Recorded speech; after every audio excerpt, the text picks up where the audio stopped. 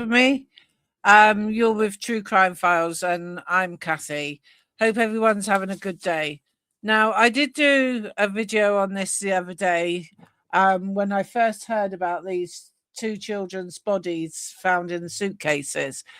It is absolutely dreadful. It really is. As my famous saying goes, and I'm sure many other people quote the same saying, every child deserves a parent, and every parent does not deserve a child. Um, if you do the despicable things that she's possibly done to these two children by unaliving them, then she's a monster. She's not a mother, because in my opinion, mothers don't do things like that to their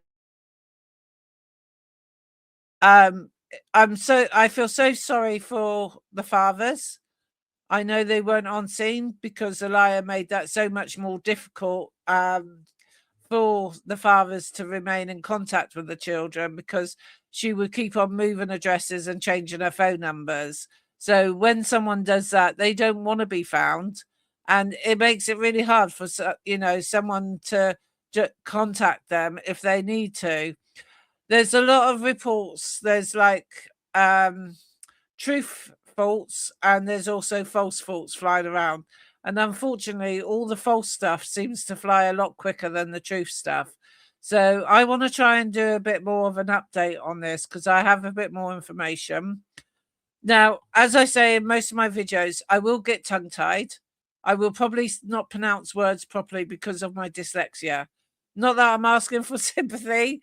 It's just one of those things. It happens. And I will try and make good out of it. And once I can start doing live shows, once I get a few more subscribers, then it'll probably make it easier, because then I can answer questions from the live chat stream, which will make it easier on myself. So, as we know, these two beautiful girls were found in early March. The first suitcase was found by a dog walker. It's believed there was a lot of snow there.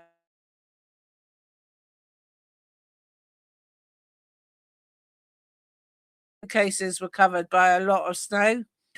And then gradually, over the last few weeks, the snow's decided to melt and made the suitcases more visible.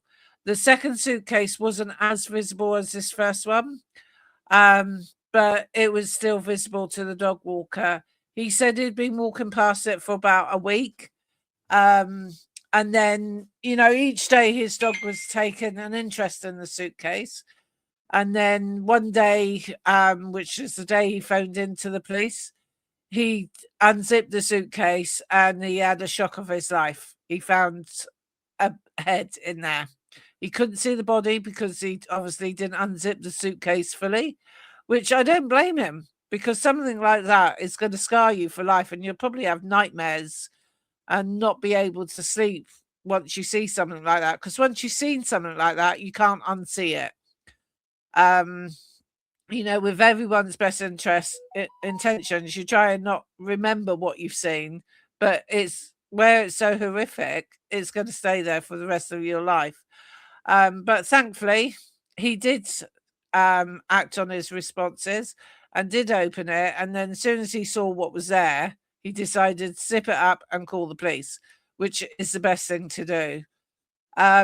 At the time, there were recordings of the full body cam where the police officer was hanging around for quite some time, waiting for other officers to turn up. And I gather he was only doing that so he's got like someone else with him, so they can witness what they've seen and to make sure the evidence hasn't been tampered in any way. Because obviously, if he opened it up while he was on his own and then zipped it back up and thought, oh shit, I'll call in to my supervisor, then his supervisors and anyone else that is going to be on that case come out and they unzip it and look in. So, the more times you do that, the more evidence is possibly going to be destroyed by that. So I don't blame the officer hanging around to back up it, because if I was an officer and I found something suspicious, or not find it, be told that, what this guy was told, I would have done the same. You know, I would have waited till backup appeared. But there's also, as I say, rumors fly around fast. But I have seen on Facebook groups, and I'm not quoting words from words because it's not been proven as yes, it's true or no, it's false. So I'm not going to diss anybody because of Facebook, because I know that rumors can do a lot of damage. And like I said at the beginning, once the rumor's out there, it's out there. But apparently, ALIYAH's mum knew something wasn't right. So they say, you know, it's not my opinion, it's only what I've seen. So don't take it for granted till we know more about it. But apparently, she knew there was something not right, but she didn't go ahead and act on it. It might have been the case that she hadn't seen the two little girls for some time, and maybe, you know, she wanted to visit the children, and ALIYAH kept on making excuses. That is probably the most feasible one it is. Same as with the father. Same with Dijon. He wanted to see his little girl, and the mother made it so difficult for him to find her that, you know, he couldn't find her. But this is the mother. I forget, Lee Brannock, I think her name is. Because some of you might not realize that back in, I think it was 2017 or 2020, ALIYAH actually changed her name from Brannock to Henderson. So this is the grandmother.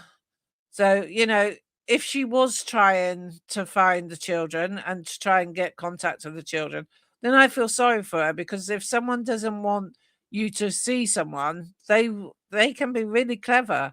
You know, they can do it so that you'll never see those children ever again. You know, they make up so much convincing lies. So, like I said, I am not going to diss her. I'm not going to say what I've seen and heard is true or false, because I just don't know.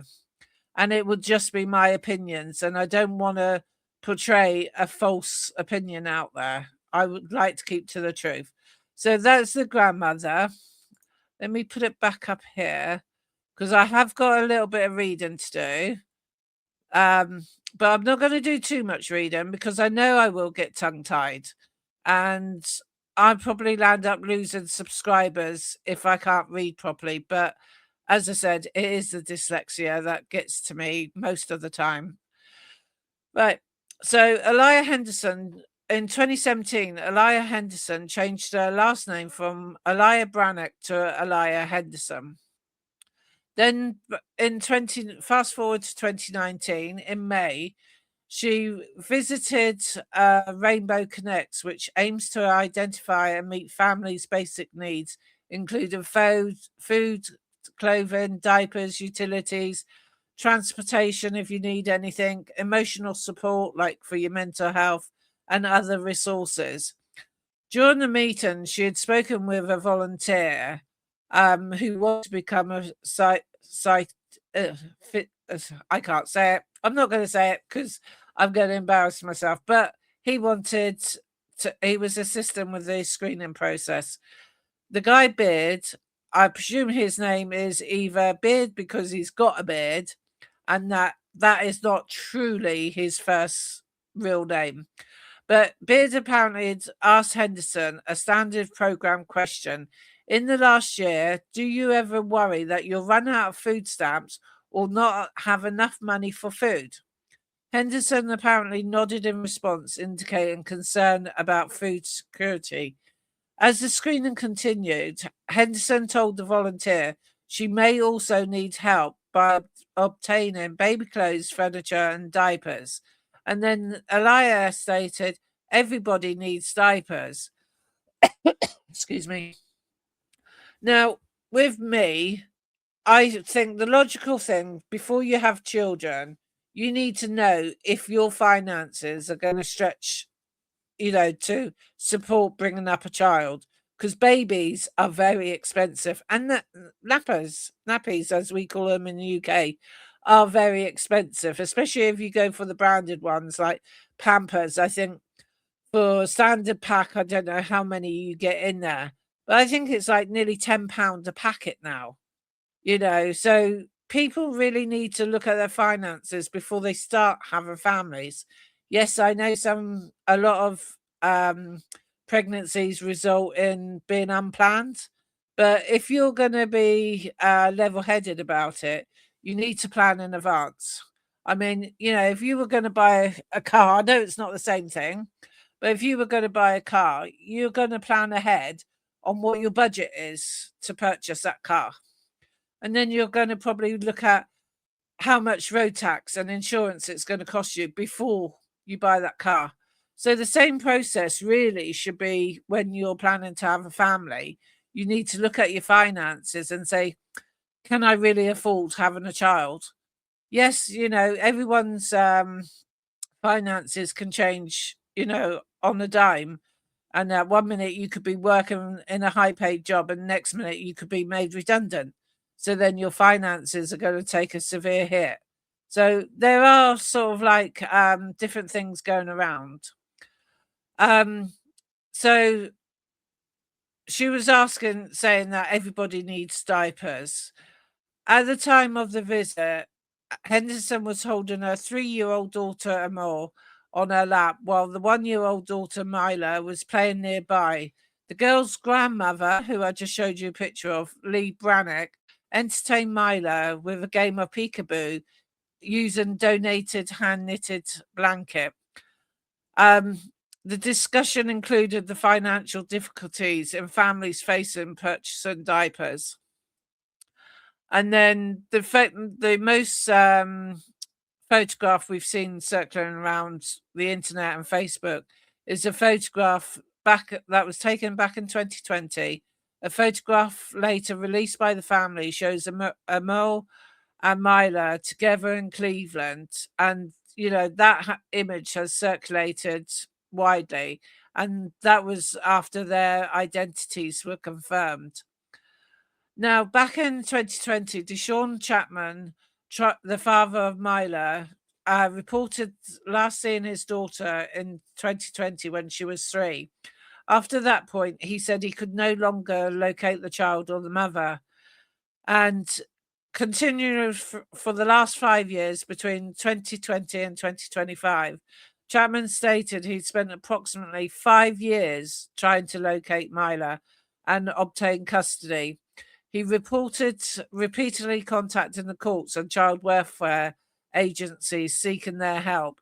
But because he did not know where the mother and child were living, he didn't have an address or phone number, his efforts were unsuccessful. So no one could help him to locate the mother and his child, which I think really that would be quite hard, if you don't know where they could be, because they might not even be in that country or county. Then back in 2021, Henderson stops paying her rent at her Park Hill address. And then between August and November in 2022, Amor and Mila were involved in Cleveland school for several months. But later, the district school confirmed they attended between August 22 and November the 4th, 22. So those 2 little girls only attended school for 3 months. That is appalling. So you might say from 2022 to 2026, they were never in school because there's no reports of them being in school. So if there's no records, then she was, say, homeschooling them.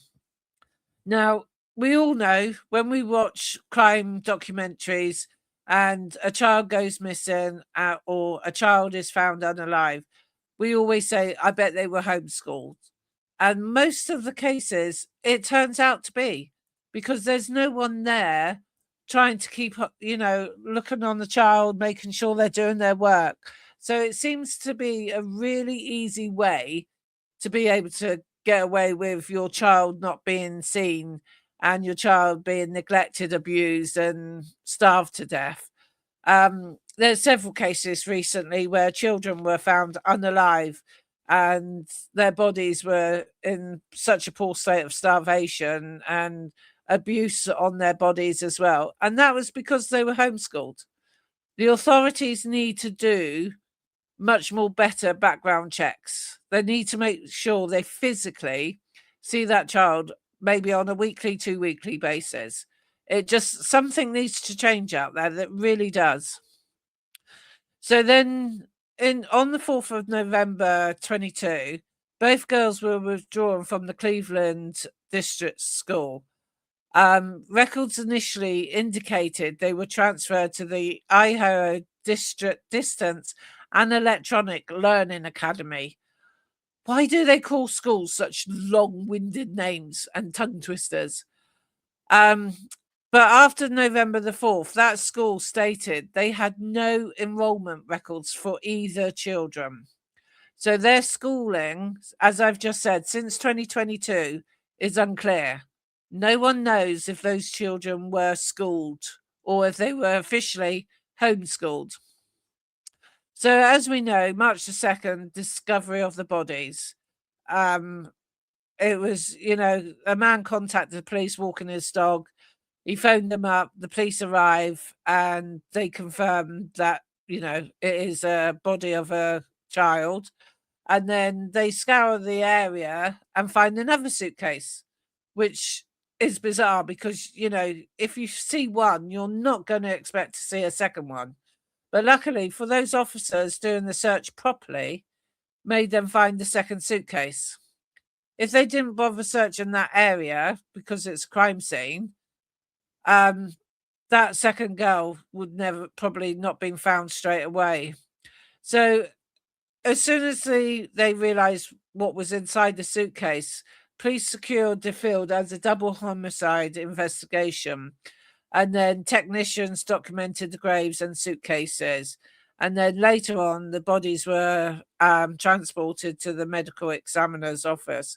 Now, I've tried looking, and I haven't seen any more updates since she appeared in court and things. I've got quite a few videos actually. So this one may be quite a long video to watch. But if you've already seen these parts before, feel free to skip ahead. You don't have to watch minute by minute of this.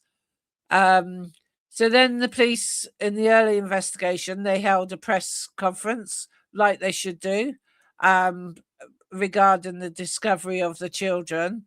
They stated there was no missing children in the area that matched the victims' descriptions, and detectives were reviewing all surveillance and footage and canvassing around to the residents. And then the authorities put up a 24-hour tip line for any information. Now, before I carry on reading, I will show you how close. This is ALIYAH's house when it comes up. This is her house. So all she's got to do is tittle-tattle round here, cross the field, and she's there to dump the bodies. I believe this house is a 4-bedroom with 2 bathrooms. And I think it was $47,000 or something to rent or buy. It must be to purchase. So, I mean, it looks a nice property, well respected. I mean, it's pretty much similar to the one next door. But if I show you the other photograph that I did, let's remove that one and show you this one. This is the side to where these trees are. This is the side of ALIYAH's house.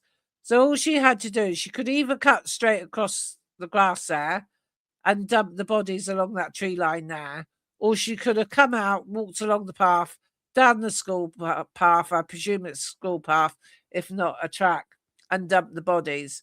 Now, to carry 2 children in a suitcase, if they were if they weren't starved to death, and their bodies were of normal weight, I would have thought it'd be quite heavy to carry 2 suitcases with 2 dead bodies inside.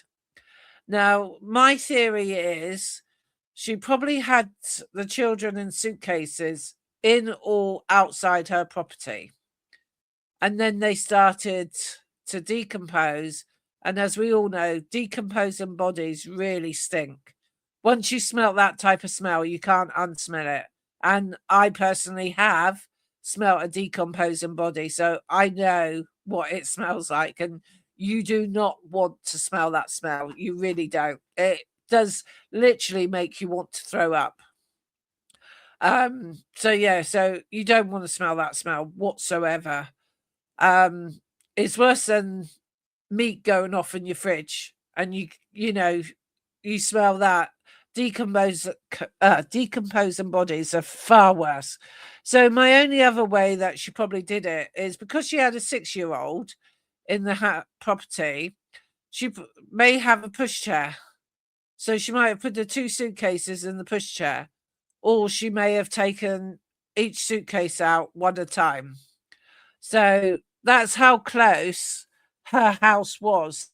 When the police in their door-to-door investigations, they wouldn't have had very far to go. But we don't know yet if the surveillance, say like from the neighbours across the road, if they had Ring doorbells or Google Nest, I think they're called out there, showing her with a suitcase. So that may have happened to her. So, where was my train of thought? So yeah, so the police executed a search warrant for 701 off East 162 2nd Street, Apt B, connected Henderson. A third child, approximately 6 years old, was located at the residence, was alive and unharmed. The child was taken into Children and Family Services. Then her arraignment was, she was charged with 2 counts of aggravated murder. She appeared before a judge I can't pronounce that, at a county court. Bond was set for $2 million due to the severity charges, and she did not enter a plea at that time. Between the 6th and 10th of March this year, court records indicated police were examining all relatives connected to the case. Investigators were also reviewing the father of the surviving child past domestic violence allegations involving that individual. So I don't know if the father was violent against the child and mother, or the other way round. The mother can quite easily be violent against the father. But possible family contacts connected to the children. As I said, the surviving child was placed in emergency protective care. That goes without saying. The judge set the bond at $2 million because there was $1 million per child, which I think is decent. That woman doesn't deserve to come out, because I think if she got off on bond, there'd be a lot of people after her. So I think it's done as a security thing as well. So the initial court appearance was scheduled for 8:30 in the morning. Then she went for her arraignment. The court determined that Henderson was indigent. Original bond of $2 million. Bond types permitted a cash security and property. So if she owned that house, she could have put her house against it, but her house wouldn't be worth $2 million. And at the moment, there's no more press conference scheduled. At least at the last request of the state, the case will be presented directly to a grand jury. And then status of the investigation is current. They need to determine the cause and manner of the death of the 2 girls, because that's not been released yet by the medical examiner. But I think it's because how badly decomposed the bodies were, it's going to be quite a hard case to do. Now, I will play the 991 yeah, 911 call. I had to think then because I nearly said our phone number for the UK, which is 999. Let me remove that off here. Share screen with you for a minute. I mean, I know we've all heard the 99 call, but I'll play it anyway just because I can. Let's do 1026 1803 and 58 seconds. Cleveland 911, dispatcher on the Aldini Police, fire, or an ambulance? Police. Yeah, Cleveland Police, what's the address of the emergency? It's a park, Midland and 162nd Street. I just found a head in a suitcase in the park. Now, to me, he's also quite calm because I would have been. Okay, what's your name and phone number? My name is Philip. Then for some reason it does go blank, but it will last come name? back on. Donaldson. Donaldson. Okay, and is it a human head or an animal head? Yes, no, it's a human head in a suitcase with it looks like some other body parts. I was walking my dog and my dog stopped and it was something like half buried. It looked like a suitcase. I pulled it up and unzipped it and opened it, and that's what it was. Okay. You said by Midland and East 162? Yes. Okay. And where is the suitcase? It's all the way to the back of the park. There's a black suitcase. I'm standing on the sidewalk right now, and you can actually see the suitcase from here. I tell you, it was like half buried, and I was walking my dog, and my dog started sniffing it. I've been walking past it for a few days. Yeah. And I said, let me just take a look and see what this is, because it wasn't there like last week.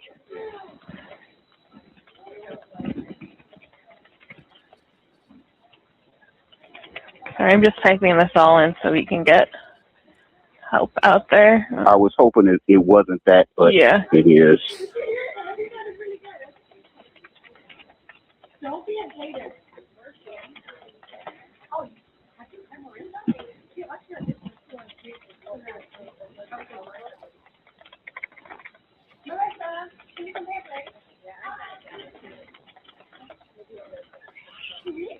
All right, we're getting officers out there, okay? Thank you for calling. All right. Okay. Bye-bye. Yeah, so Monday, that was the March 2. Not playing. The thing, let me just take that off stage. Bring these little girls up because you don't want to see a big size of me. I'm big enough as it is. Where was the other thing? So this one here that I'm going to play. A minute. Let me just go back a minute. If the volume is too low for you, adjust your volume so you can hear it, because I can't adjust the volume here on it for you. So you'll have to do it yourself. So I just need to remove this one off stage. Share screen. Now I've got to find which screen it was. This one. And then I will make it large so that we can see. Where's it gone? It's there. So I need it on my other screens. Ah, here we go. What else is happening tonight? You're looking at new video of ALIYAH Henderson being booked into the Cuyahoga County Jail for allegedly murdering her daughters, 10-year-old Amor Wilson and 8-year-old Mila Chapman, and burying them in suitcases. Their bodies were found last week in Cleveland's Collinwood neighborhood. That case is now being presented to a grand jury. Here's what else is happening tonight. You're looking at new video of ALIYAH Henderson being booked into the Cuyahoga County play Jail that once more. for allegedly murdering her daughters, 10-year-old Amor Wilson and 8-year-old Mila Chapman, and burying them in suitcases. Their bodies were found last week in Cleveland's Collinwood neighborhood. That case is now being presented to a grand jury. So yeah, so that's that one.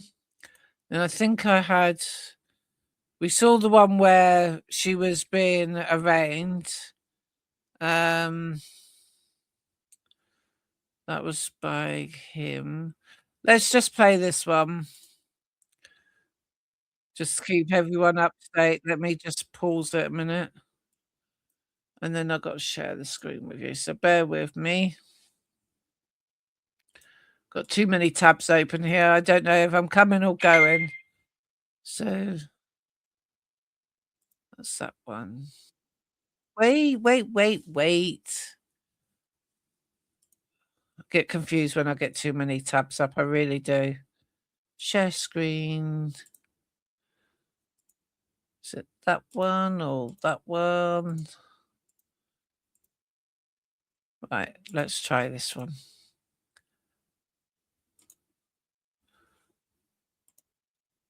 See if I'm on the right one. She has 2 counts of aggravated murder.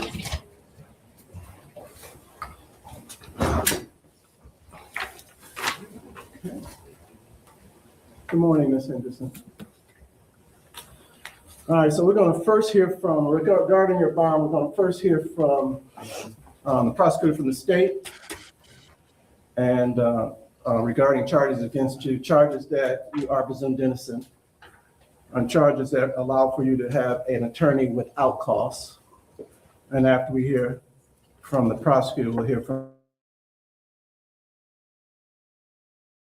Your Honor, this is an allegation of murder in 2 separate charges. It's alleged in this matter that the defendant did cause the death of her 2 daughters, 8 and 10 years old. The badly decomposed bodies of the 2 little girls were found in shallow graves in Cleveland in suitcases.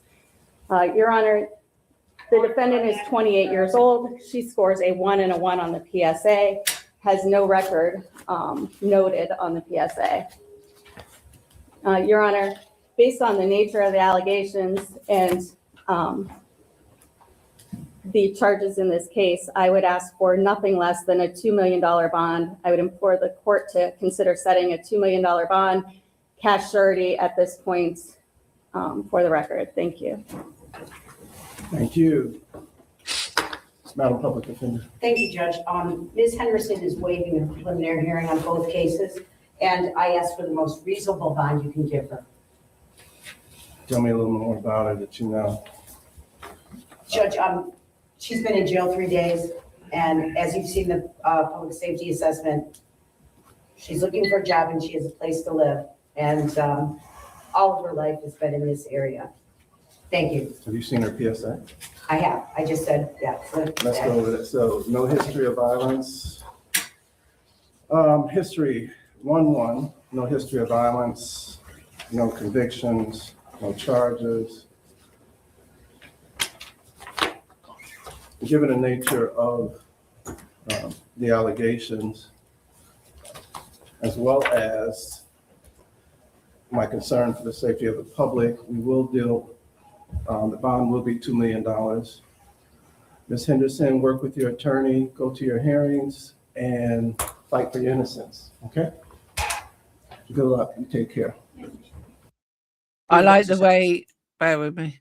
I like the way he says, prepare for your innocence and work with your attorneys. And then the last bit, good luck. She will need all the luck on the moon to be proven innocent. It's going to be, I think it's going to be really hard to prove her innocence. I have got, before I forget, because the other day I had some paperwork to show on a video I did. And guess what? I ended the live stream without even sharing the paperwork I had. So bear with me a minute. Where is it? Got to find it. Talk among yourselves. Oh dear. Everything's all right. What I'll have to do is do it from another way. So bear with me a minute. I thought I had that case up. Yeah, I do. Right, so seen that one. Where was that thing I wanted? Right, so let me see if I can share this with you. And then I've also got to check it actually scrolls up when I do it. So let's share screen again. And this is what I want to show you. So case information, the reference number, State of Ohio versus ALIYAH Henderson. I'll just check it's scrolling up because sometimes it doesn't. So the status of the case is open. It didn't name the judge. It just says arraignment room. So this was like her paperwork that they have to file for her to go in. So you can see that there. And then go down to charges. That was for the security bond. So you can see that there. I'll leave that there for a minute while I sort out the other one. And remove this one off stage. And then sharing. So that's the same one. So let me remove that. Remove the whole thing. And reshare. So this was her first appearance record. All it says, the State of Ohio, plaintiff ALIYAH Henderson, defendant. The judge is a Shannon M. Gallagher. Journal entry. First appearance held on the 11th of March 2026. Defendant declared indigent. Any costs imposed pursuant to ALG, and then that's the numbers, are hereby waived.